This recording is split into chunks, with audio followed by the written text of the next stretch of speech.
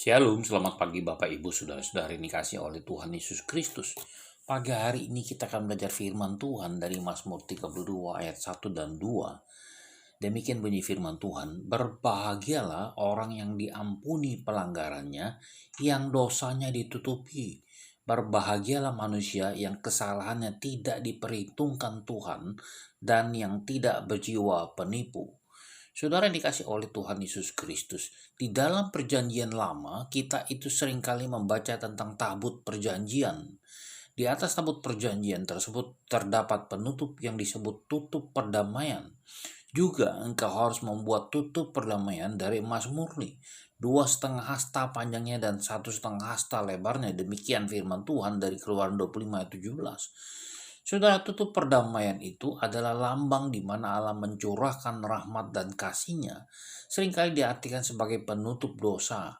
Itulah lambang darah Yesus yang menutupi dosa umat manusia melalui kematiannya di kayu salib, sehingga Allah disenangkan dan diperdamaikan dengan kita.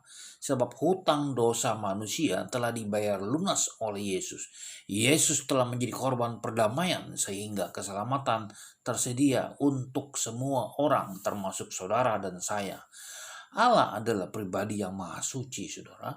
Dia tidak dapat melihat dosa dan dia juga menuntut hukuman atas dosa itu. Tetapi Kristus telah mencurahkan darahnya menjadi tebusan bagi dosa-dosa kita sebagai tutup perdamaian, sehingga Allah tidak melihat dosa-dosa kita lagi. Kematian Kristus di atas kayu salib menjadi alasan bagi Allah yang adil untuk mengampuni manusia yang berdosa.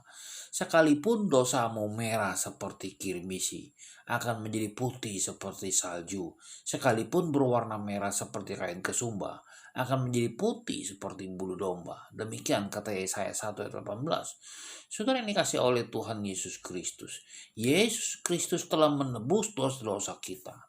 Saudara tahukah, kata menebus itu berarti melepaskan dari perhambaan, melepaskan dari tawanan, bahkan kematian dengan pembayaran, yaitu berupa tebusan.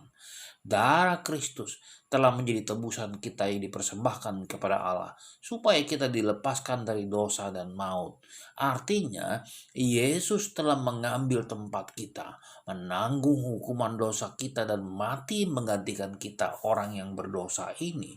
Hukuman yang seharusnya kita terima telah ditanggung oleh Kristus supaya kita terbebas dari hukuman itu.